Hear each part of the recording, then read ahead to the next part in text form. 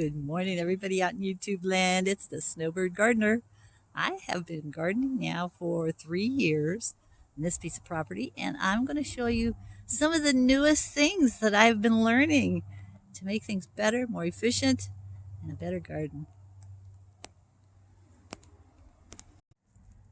I have found that this is the best watering can that I've had. This white part at the end unscrews so you can get all the leaves and extra material out. Doesn't get stuck in the little holes. See little holes? And in years past, whenever I filled up water jugs, milk jugs, orange juice jugs, whatever kind of things I could find with rainwater, I would put it all in the shed. This year I've decided to leave it out here. I don't have to haul it back and forth all the time. I found that the lace tool, mesh, whatever you want to call it, works really well for all the different plants. And as they grow, I just add some sticks and I make it go higher and higher as the plant grows. As soon as the leaves are touching the lace, that's my clue to make a little canopy over them. Check this out. This is the smallest pea that I have this year. And this is the biggest one I have this year so far. See, I've got the lace up 2 tiers on this one because the tendrils were already touching the top of this part. Now it's kind of interesting because I planted these peas the same day, with the same soil, same conditions, and yet they're each so individual. Here's a great big broccoli. Oh, just a side note here on my blue agave. See here, you can see the gophers have chewed the bottom off of this one, probably the roots.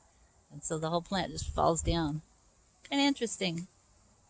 But there's still lots of other young ones that have come off of this big, huge one here.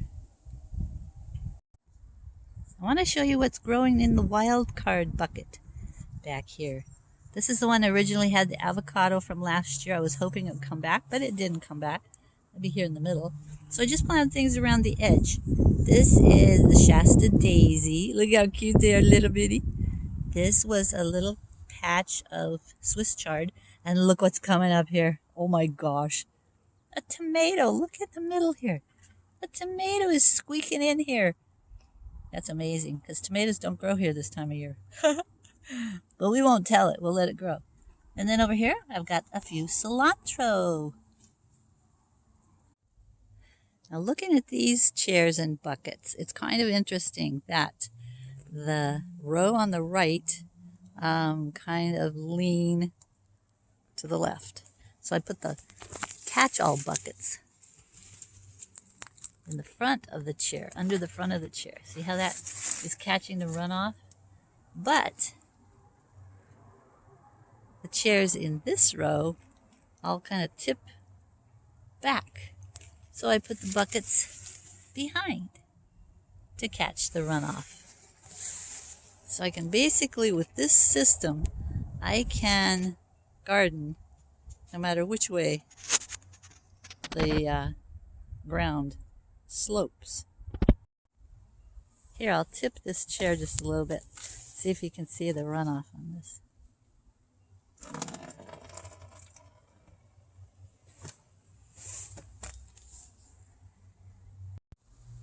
I found that things work the best when I keep the little dogs out of all the areas that have the chairs and buckets.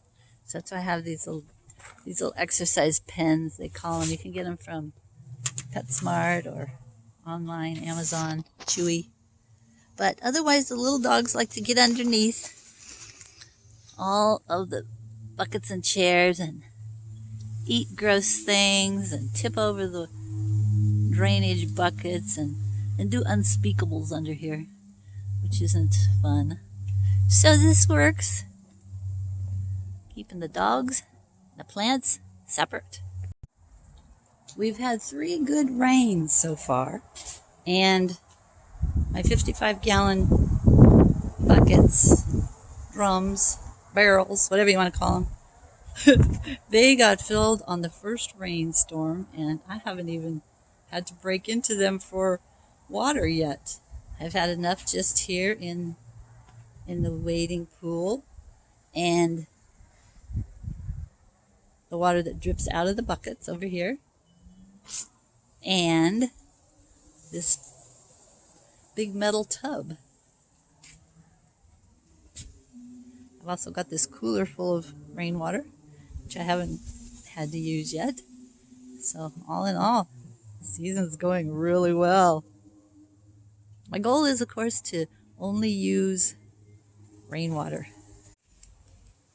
In years past, I've generally filled up gallon water jugs, milk jugs, but this year I'm finding out that the smaller ones are nice too.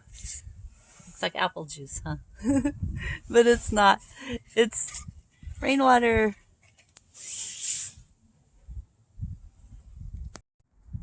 Some of the famous gardeners on YouTube talk about mixing weeds and water and weeds, and then watering your plant with that. Here's my start. I don't have too many weeds these days.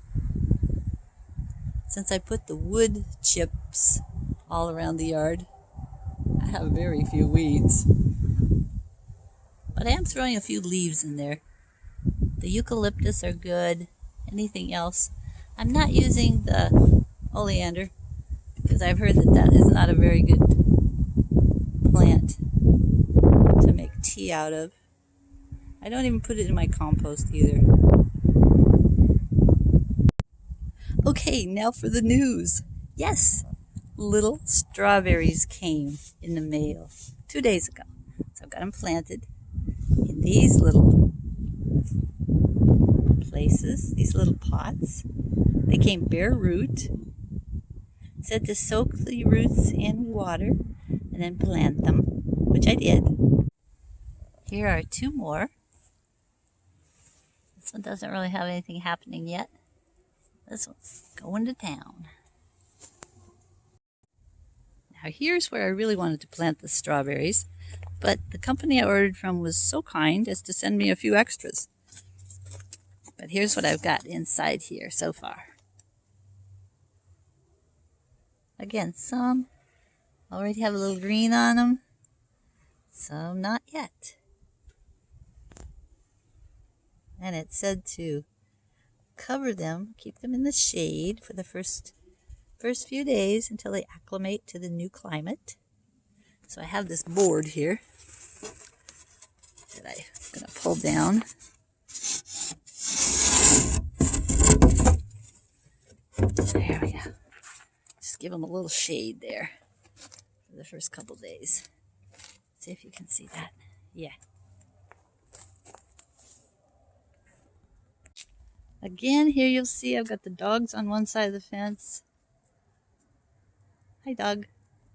And I've got the plants and buckets on the other side of the fence. Ooh, now here's a new addition that I don't think you've seen yet. It's a little greenhouse. Last year, one of my friends gave me this little greenhouse. Came in a box, and there was something wrong with it, but they didn't know what it was. So I put it all together and realized there was one piece missing. Here, let me unzip it and show you. See in the back there? Is one of the posts was missing. So I went to the hardware store and got a dowel, just the right diameter, and cut one just to the right length. And now I've got a cute little greenhouse here. I have it tied to these wooden chairs, which are quite sturdy, with some extra strips of lace that I had left over. I think it looks kind of cute. I've been putting a thermometer inside here, and when it's 40 degrees in the shed, it'll be maybe 60 degrees inside the little greenhouse. And during the hot time of the day when the sun is really pounding on it, it can get up above 80 in there. So I'm looking forward to planting some little starters in there a little later on. So nice. It's about probably 4 feet tall and maybe 18 inches deep. You can grow quite a few little plants in there. I've raised the tool on this one. Neither of these are touching the lace yet. And I've raised the tool on this one. Here I've just got some posts that are actually made for planting. This one just has some old bamboo sticks that I had laying around. Of course, the tomato cages are working really well for the peas. And on this one, I just used some sticks I found around the yard to create a little canopy. So the plants can grow and they don't have to touch the lace. And yet, the lace protects them from the little birds and from the little bugs that would love to come and sample the cuisine. The new addition that I got last week were these pads of Spineless Cactus. Prickly pear, I believe. It's called Ellisiana. So I planted them here on this dry hillside. And I guess if they get going, they can actually grow into like a fence. I've seen some places where they have this all along the property. So it grows really big and really fast. And here's another one. Just put some rocks in there beside them to kind of balance them while they get started. And here's one more. Well, thank you all for hanging out with me today at the Winter Garden. I will see you again next time. Be sure to like, subscribe, leave a comment, ring the bell, and I will be back again next time. Jesus loves you. He's the exact image of the invisible God. Adios. Bye-bye.